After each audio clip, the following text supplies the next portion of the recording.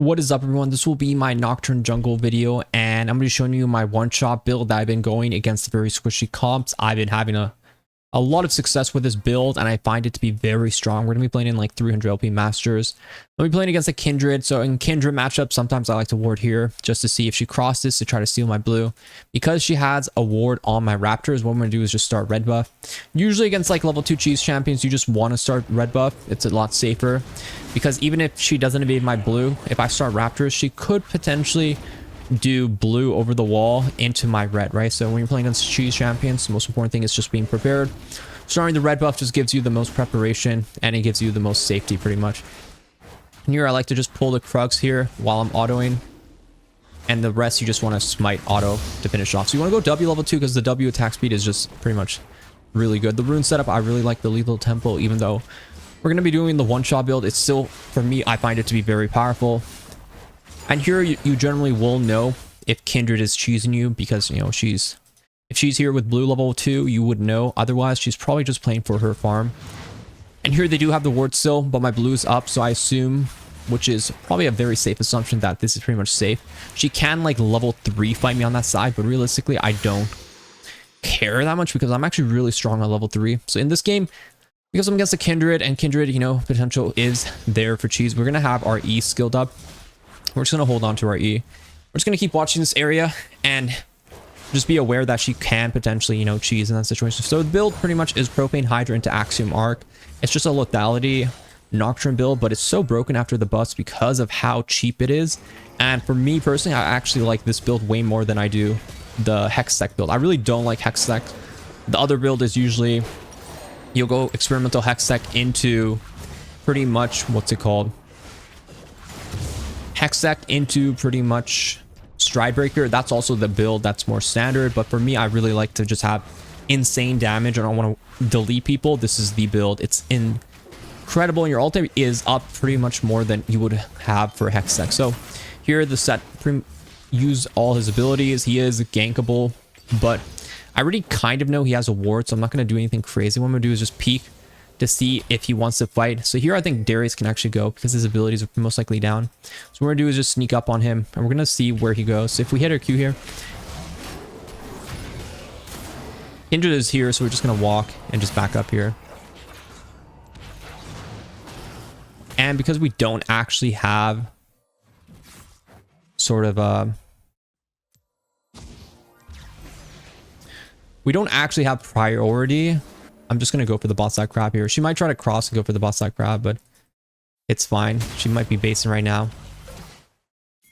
But it looks like she's probably playing for that. So here we're just going to go for the bot side crab. We're going to see if the enemy team tries to fight us on this crab or what they're actually trying to play for. I do have Smite coming up, so Smite will pretty much enable. And a bubble heal here will just kind of set us up for a kill.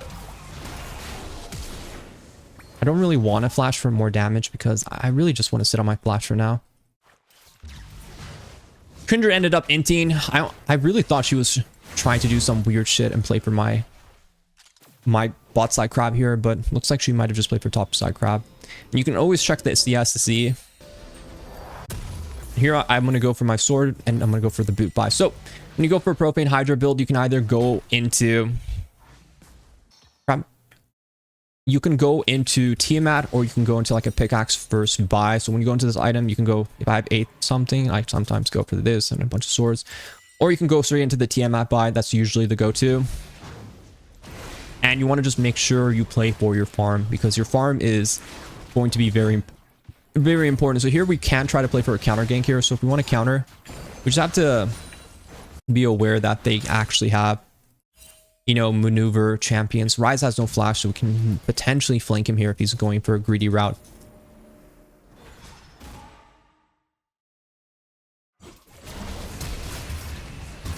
Oh, I actually missed that ability. Phase Rush is too broken. That was bad for me to flash. He has Phase Rush, so we're not going to be able to catch him here. And me flashing there, obviously because the Nautilus is coming, it could work, but with Phase Rush, you just can't really even catch that guy. That's just how it is. It would have been much better if I let him proc Phase Rush, and then afterwards, if I can flash on him, he's pretty much dead. So in that situation, I should have played like trying to hit Q on him and see if he, uses his Rage Rush, which works off of hitting 3 times with either autos or abilities. So it would proc pretty fast, and then I could play off that information. But realistically, my flash is not really a big deal. We have good priority from mid. We can easily kind of capitalize on Rise. Either we can kill him earlier, or we can kill him later with a potential ultimate play. So here our lanes are doing pretty well. And we just want to play around mid. We want to make sure our mid is safe. I don't really care if, Rise or Kindred are here. Rise looks like he's on bot side. Because I have my Zoe around and Zoe's in a good position. So here, I think Kindred probably finishing Krugs, most likely. I'm gonna see if I can reset her base. Unfortunately, no. So I'm gonna base 2 here. And the camps are pretty much on respawn. Exact timer is quite literally the same. So we're just gonna play off that, and we're gonna go for our buy. I would really have liked to kill because I don't like 2 swords into Tiamat. I prefer 2 swords into a pickaxe and then to go into Tiamat. But you got to go with what you got, and in that situation, that's exactly what we have. So crab time. Honestly, it probably is their crab just because the enemy bot lane is already there. And I'm not 6 yet, so I'm going to play for 6 with a red buff, and then we can maybe entertain a boss side crab fight. If we're going to fight, we're going to have to fight with our Kai'Sa. But you can see the enemy team is all just grouping up ARAM, which, like, if they want to ARAM for a crab, that's fine. But I'm just going to play for, my ultimate level 6 play.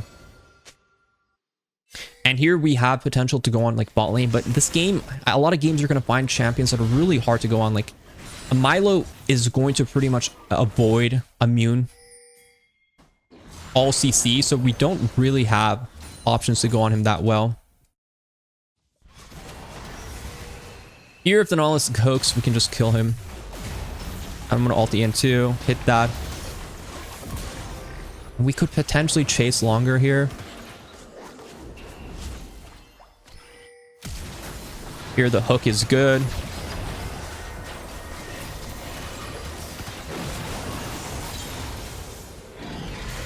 Probably no more, but I'm just going to auto this.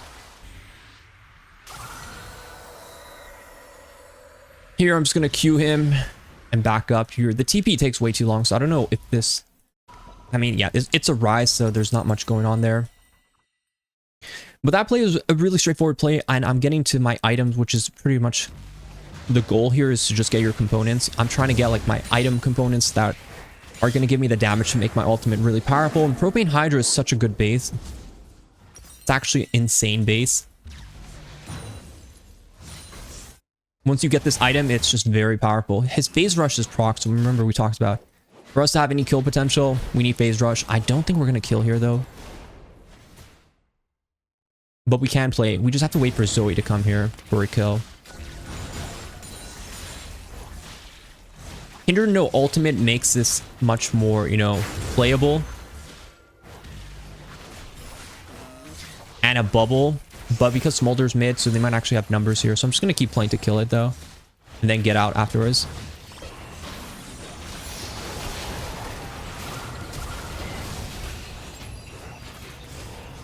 I don't think I'm going to be able to get out, but I will get potentially the 2 items. So here I'm going to have my component here. That fight, high numbers, hard to play off. Rise don't flash now.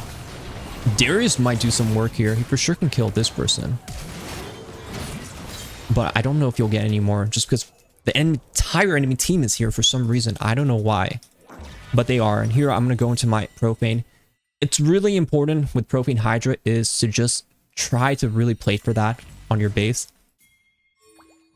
I have ultimate in 5. I could potentially do something here. I don't have vision past, that, so I can just go for maybe a set play here.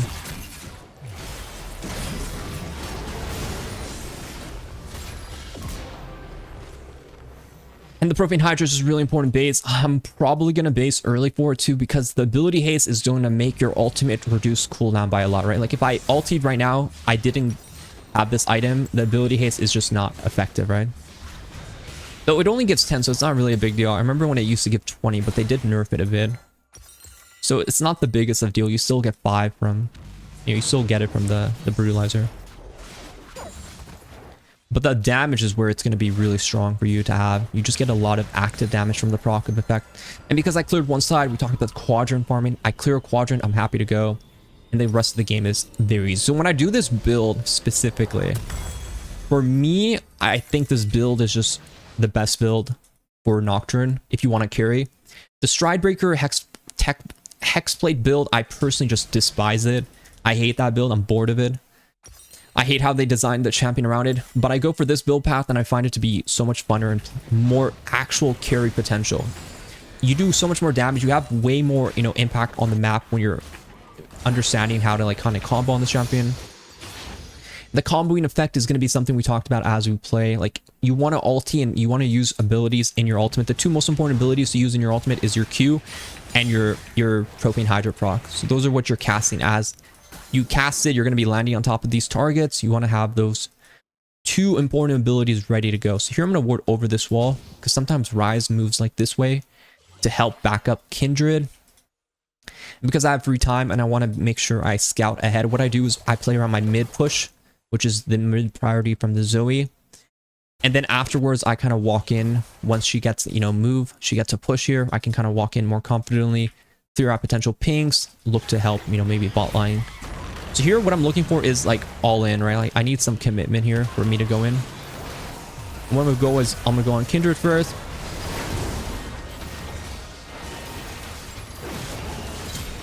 And then I'm gonna kind of kite back here because Rise is ulting in. I'm gonna Q here, and then I'm gonna go back in.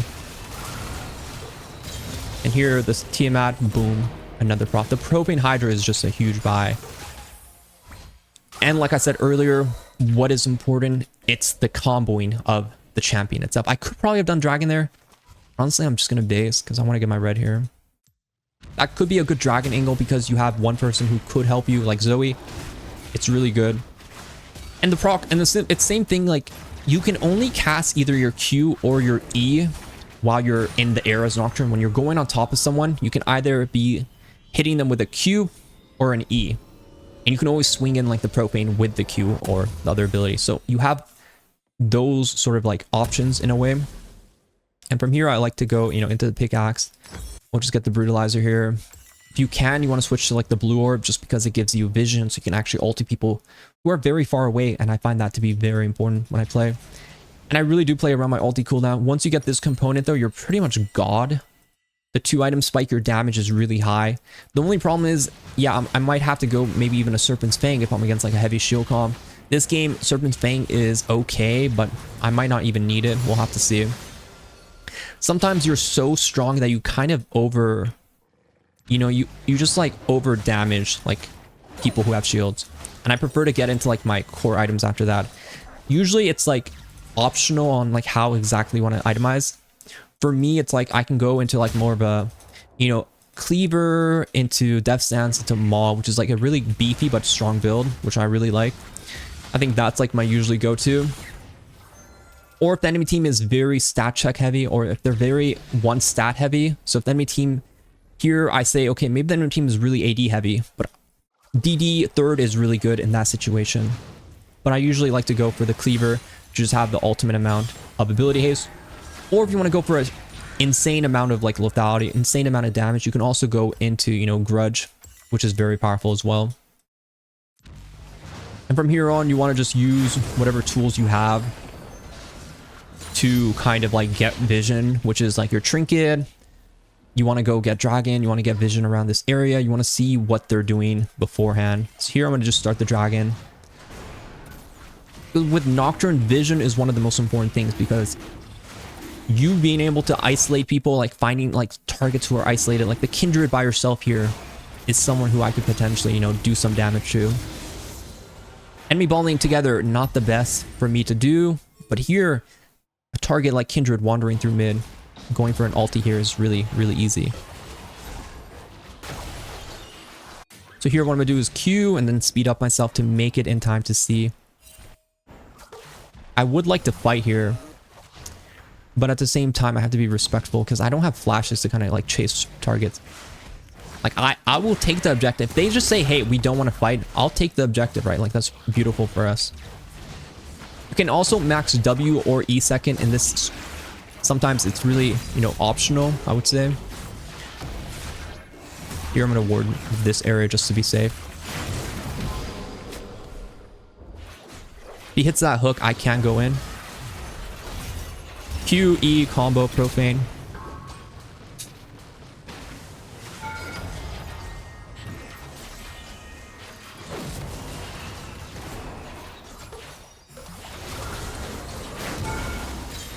Ooh.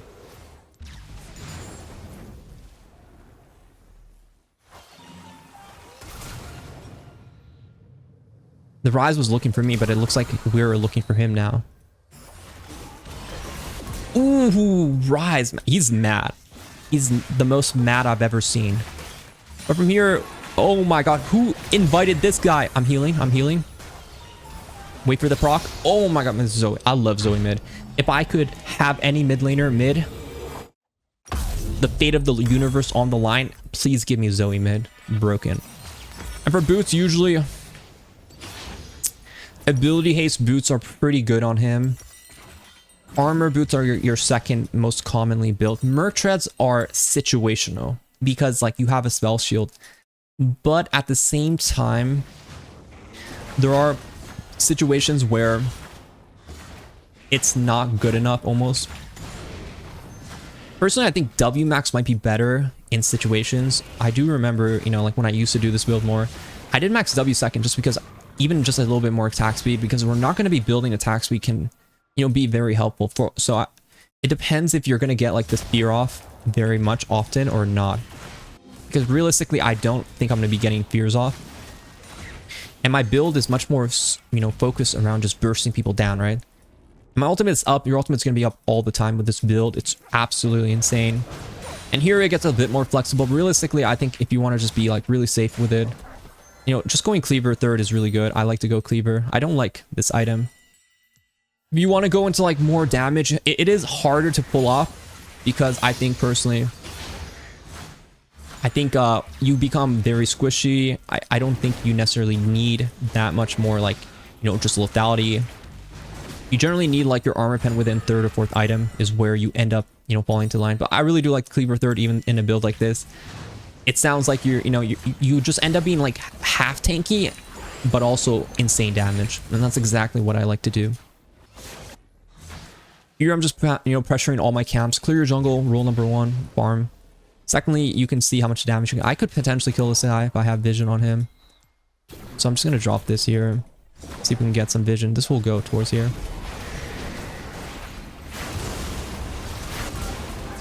I don't have my abilities up yet, so realistically, I'm not going to be killing him.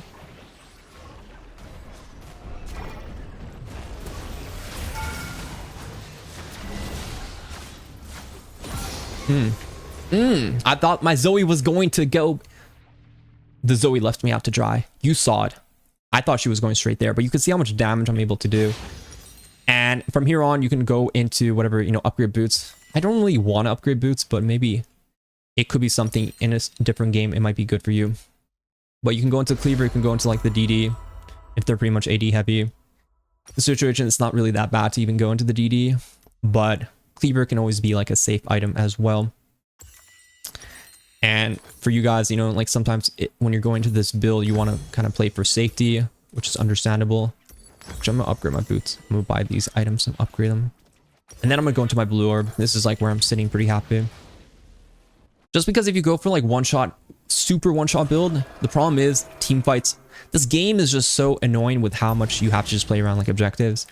So you're going to end up having to team fight. So you need to get like your armor, your HP, like this Cleaver, DD, and then like Maul for your MR. That's like your core build. You always are going to need an armor pen item, whether it's Cleaver, whether it's like full damage, grudge, stuff like that. Here I could ulti him, but I'm not going to. Just going to wait to see if the Mysterious can pull him in. I can actually kill him here. So here you just want to make sure you're autoing as much as possible. Propane Hydra. Very easy. And my damage is not going to be like some...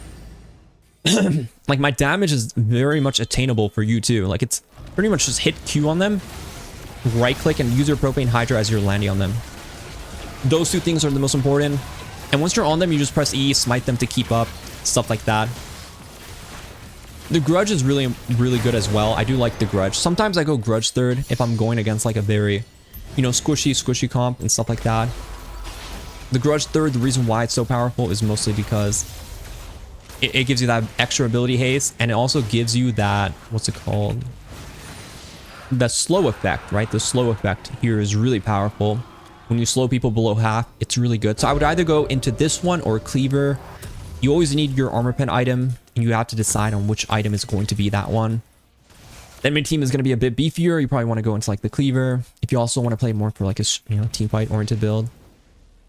And generally you're going to top it off with like a DD and a Maw. I don't really go into like Hexblade. I don't go into like Eclipse or anything like that. You just go into DD, Maw, or like your core items for MR armor. Usually you're going to build DD first, unless the enemy team is really AP heavy. So for example, if the enemy team, like if Kindred was an AP jungler, I might go Maw early. Just because I'm going to most likely, like in this game too, who are the two people you fight the most? The mid laner and the jungler. So your itemization, it always is centered around these two as a, you know, something that might have to be an early priority. So Ryze is going to go for another wave, maybe tower here, so we can ulti onto him. And with this situation, we actually have to eat early because he might actually use his teleport thing. So we have to eat early, and it should... No, I didn't fear him. That's why I was trying to walk up early, closer before I was ulting too.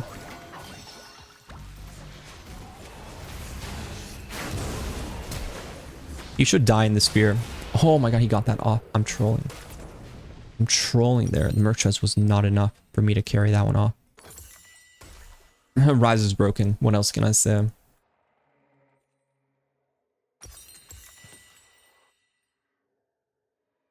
Alright, maybe the Fear can be very valuable, but he also has Merc Chest, so the Fear isn't going to help you realistically.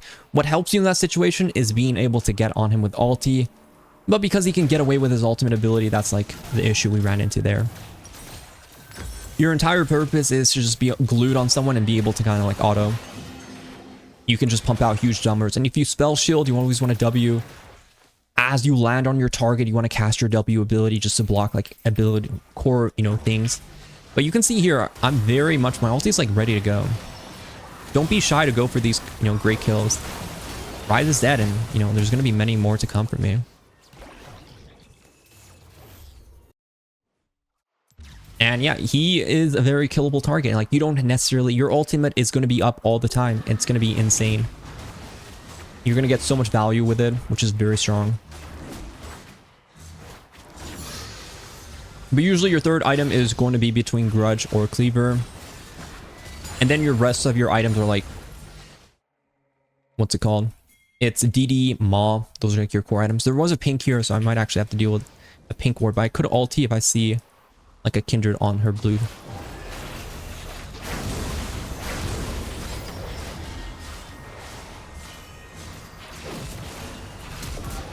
And there you just want to be sure you can auto and just auto attack.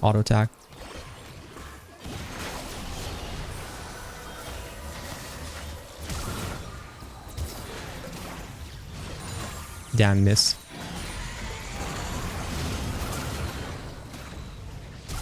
But you see, I'm kind of like weaving in, moving between a lot of like, kind of like these movements.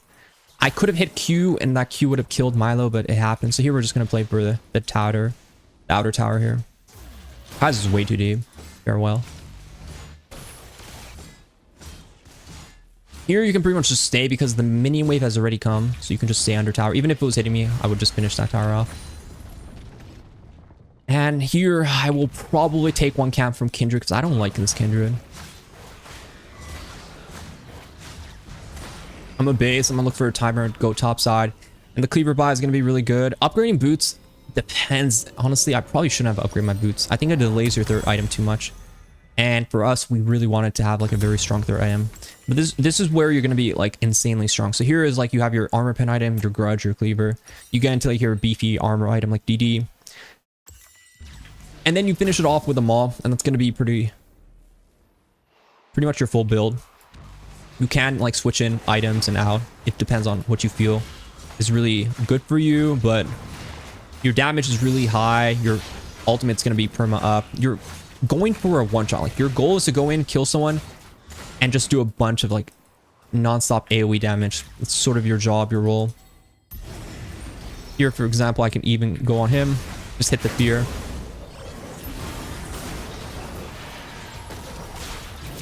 But the set ultimate actually pulled me in there. Team will clean up.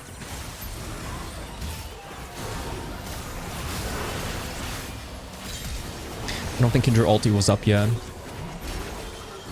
The set, ideally not your primary target you want to be going on.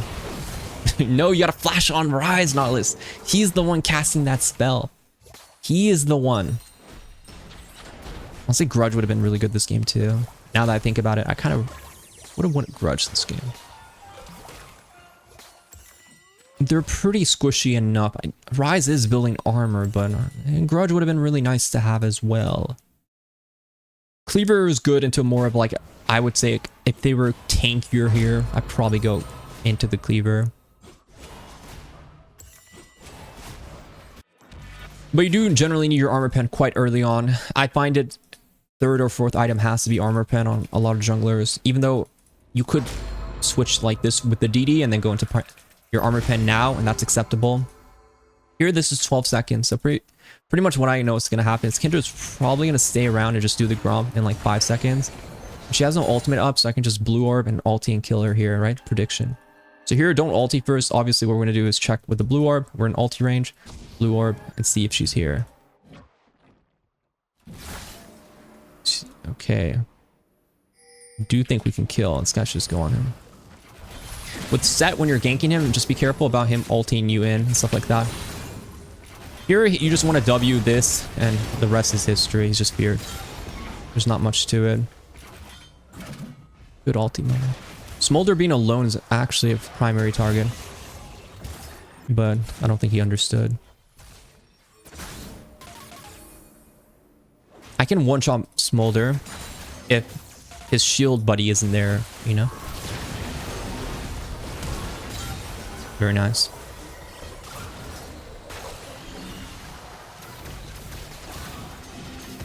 And no mana. Nocturne, what you do realize as you play him more is when you're not in lane, when you're not in the jungle, you run out of mana so quickly. So be aware and be very cautious because you have to just walk into the jungle and you're going to get all your mana back. But beforehand, you may run out of a lot of mana. Your ultimate is pretty much back up. That's a very powerful thing. Much better than the hextech ultimate. Because for me personally, in this game, in this meta, I feel like I'm really just going in to kill one person. Like, even if I go beefier build, I'm not even in the fight for that long. I might as well just put as much juice in as possible. As much juice that is humanly possible. So I get the job done. And I can easily get out if I can kill the primary targets. And when I have like squishy carries like Smolder, Milo, Kindred, I do want to get in there. And I do have to play, like, if I'm getting kited, you're getting kited, you're in a bad spot pretty much. You just don't want to be in a situation where you're getting kited. So going on a tanky champion with Rise 1v1 with my ultimate, it's not going to work. It just isn't. Unless he's really overextended, I just can't kill him in time. A good thing about this build is you kill people before they can even call for help. Stuff like that. I had a feeling she was walking that way. You kill people before their teammates can respawn. That's a big part of it. That makes it very, very good. Here, you know, enemy team's going to be here.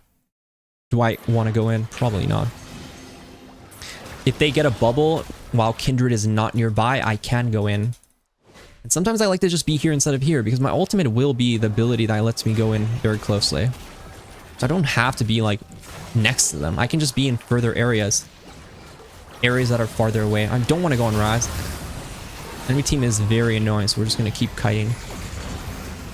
Seeing how they play the fight. I need them to commit hard. Maybe something like this.